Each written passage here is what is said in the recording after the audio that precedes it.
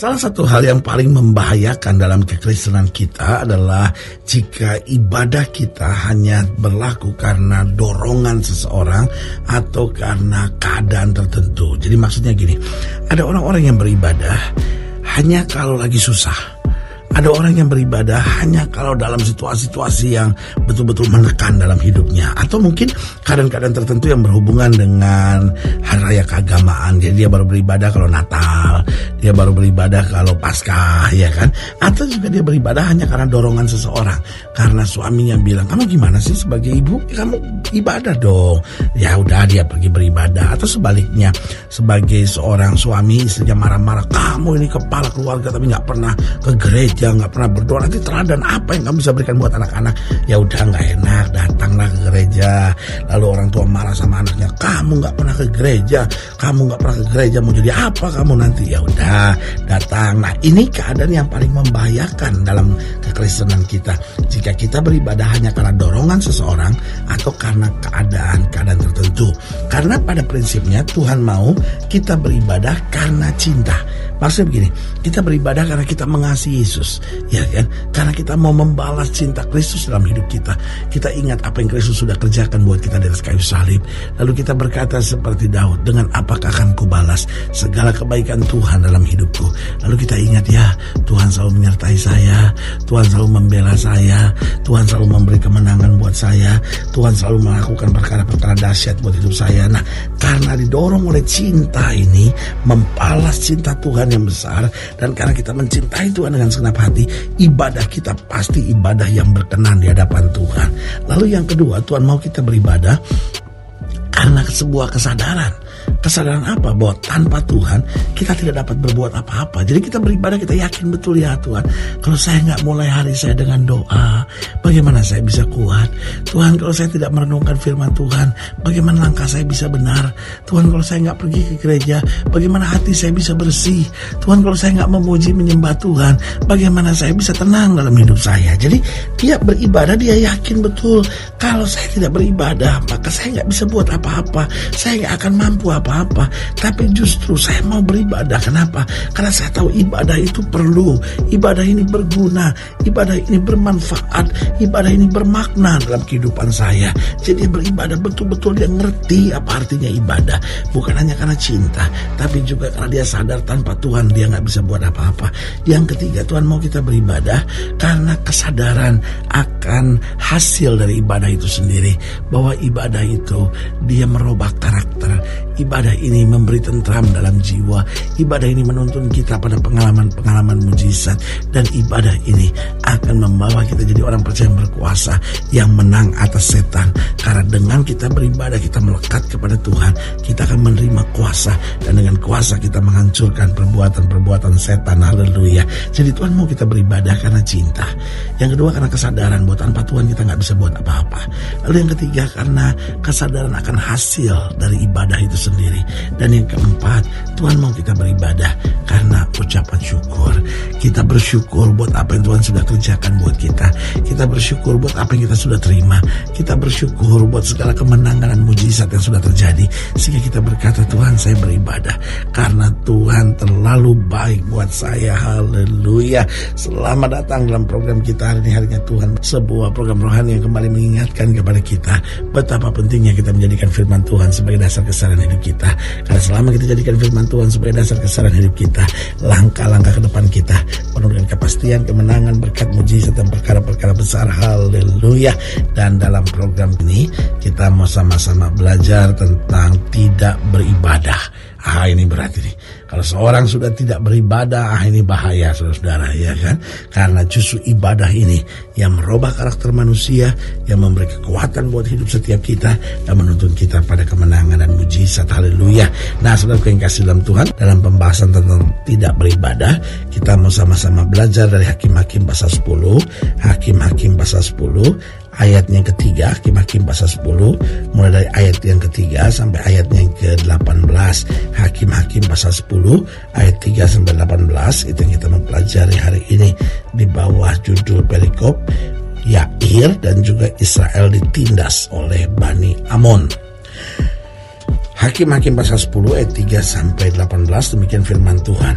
Sesudah dia, maksud sesudah Tola, bangkitlah Yair orang Gilead yang memerintah sebagai hakim atas orang Israel 22 tahun lamanya. Ia mempunyai 30 anak laki-laki yang mengendarai 30 ekor keledai jantan, dan mereka mempunyai 30 kota yang sampai sekarang disebutkan orang Hawat Yair di tanah Gilead. Lalu matilah Yair dan dikuburkan di Kamon. Nah, Israel ditindas oleh Bani Amon. Orang Israel itu melakukan pula apa yang jahat di mata Tuhan. Mereka beribadah kepada para Baal dan para Ashtoret, kepada para Allah orang Aram, para Allah orang Sidon, para Allah orang Moab, para Allah Bani Amon, dan para Allah orang Filistin. Tetapi Tuhan ditinggalkan mereka, dan kepada Dia mereka tidak beribadah. Perhatikan baik, kepada Dia, kepada Tuhan mereka tidak beribadah. Lalu bangkitlah murka Tuhan terhadap orang Israel, dan Dia menyerahkan mereka ke dalam tangan orang Filistin dan Bani Amon. Dalam tahun itu juga orang Israel ditindas dan diinjak mereka. 18 tahun lamanya mereka memperlakukan demikian semua orang Israel yang di seberang sungai Yordan, di tanah orang Amori yang di Gilead. Dan Bani Amon pun menyeberangi sungai Yordan untuk berperang melawan suku Yehuda, suku Benyamin, dan keturunan Efraim, sehingga orang Israel dikatakan sangat terdesak. Lihat, karena mereka tidak beribadah, akibatnya mereka sangat terdesak.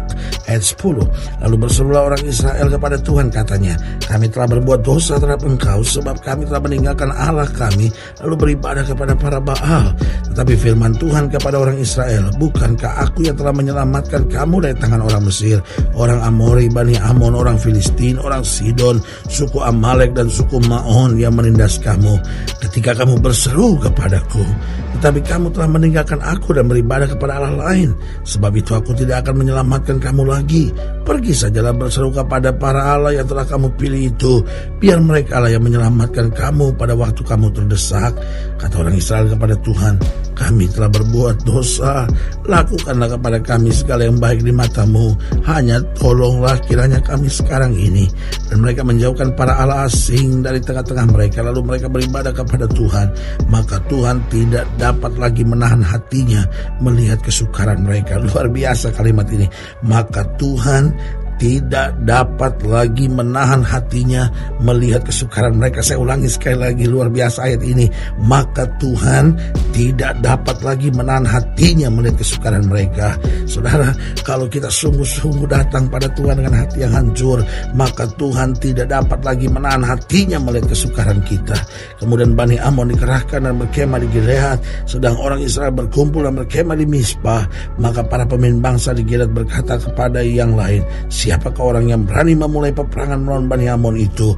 Dialah yang harus menjadi kepala atas seluruh penduduk Gilead. Nah, saudaraku yang kekasih dalam Tuhan, kita lihat di sini umat Tuhan akhirnya terdesak. Umat Tuhan akhirnya dalam kondisi yang sangat mengkhawatirkan. Kenapa? Karena mereka menjauh dan tidak beribadah kepada Tuhan. Nah, saya pelajari orang yang tidak beribadah kepada Tuhan, yang pertama hidupnya menjadi tidak teratur. Tahukah saudara, orang kalau beribadah hidupnya menjadi teratur.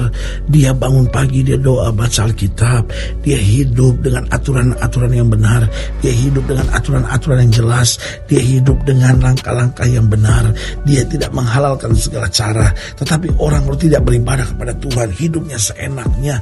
Oh, malam jadi siang, siang jadi malam.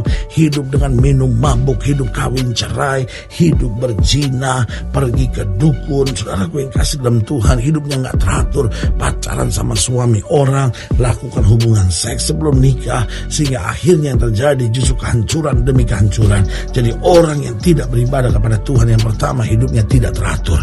Yang kedua, orang yang tidak beribadah kepada Tuhan, hidupnya akan kehilangan damai. Orang kalau tidak ada ibadah yang benar di hadapan Tuhan, maka apa yang terjadi? Dia lari dengan minum mabuk, dia lari dengan diskotik, dia lari dengan segala kesenangan-kesenangan dunia. Tujuannya sederhana, hanya mencari damai, tetapi orang yang beribadah justru dekat dengan Tuhan. Kata Daud, jiwaku tenang. Saudaraku, dari sini kembali saya mau ingatkan buat saudara, mari kita kembali pada ibadah yang benar, karena ibadah yang benar membuat hidup kita penuh dengan aturan, rumah tangga kita bahagia, dan hidup kita akan penuh dengan damai sejahtera. Yang ketiga, orang yang tidak beribadah kepada Tuhan akan mudah dipermainkan oleh iblis. Oh saudara, iblis paling senang lihat orang-orang yang tidak beribadah. Kenapa? Karena saya percaya tidak ada ibadah berarti tidak ada kuasa. Saudaraku yang kekasih dalam Tuhan, justru dengan beribadah kepada Tuhan kita akan punya kuasa. Karena itu Alkitab berkata, tunduk pada Allah, lawan iblis maka iblis akan lari. Dengan lain kata, kalau saya nggak tunduk pada Allah, saya mau lawan iblis, iblis nggak akan pernah lari. Jadi ingat, orang yang tidak beribadah, yang pertama hidupnya tidak teratur, yang kedua hidupnya kehilangan damai, yang ketiga hidupnya dapat mudah dipermainkan oleh iblis, dan yang keempat, orang yang tidak beribadah hidupnya akan selalu penuh dengan ambisi-ambisi duniawi. Saudaraku yang kasih dalam Tuhan, biar hanya kita berkata, Tuhan, aku mau mencari kerajaan Allah serta kebenarannya, supaya semuanya akan senantiasa ditambahkan dalam hidupku. Orang yang ambisinya benar, langkahnya penuh dengan kemenangan. Saudaraku, jika saya dilayani lebih jauh, hubungi kami melalui telepon, hubungi kami melalui surat, kunjungi website kami, karena kami ada untuk membawa Bapak Ibu Saudara senantiasa lebih dekat pada Tuhan dan mengalami kasih kuasa mujizat yang luar biasa. Secara khusus melalui program ini juga saya mau berdoa buat setiap orang yang sakit, setiap orang yang berbeban berat, karena saya percaya bahwa bagi Allah tidak ada perkara yang mustahil. Nah, saudara-saudara yang ingin didoakan secara khusus, boleh taruh tangan kanan saudara di dada dan kita akan berdoa. Mari kita berdoa. Bapa, dalam nama Yesus, hamba doa buat yang sakit, hamba doa buat yang berbeban berat, hamba doa untuk setiap mereka sedang menghadapi masa-masa yang sukar, karena hamba percaya bahwa bagi Allah tidak ada perkara yang mustahil. Bapa, hamba doa di dalam nama Yesus, Tuhan jamah, yang sakit Tuhan sembuhkan, yang lemah Tuhan kuatkan, yang susah Tuhan hiburkan, yang jatuh Tuhan angkat, sehingga hari-hari penuh kemenangan boleh berlaku dalam hidup kami. Bapa, hamba berdoa di dalam nama Yesus, Tuhan jamah mereka yang taruh tangan kanannya di dada, sehingga kami menjadi orang yang beribadah kepada Tuhan, hidup teratur, hidup penuh damai, tidak bisa dipermainkan oleh iblis, dan akhirnya ambisi hidup kami penuh dengan kehendak Allah. Di dalam nama Yesus kami berdoa. Haleluya.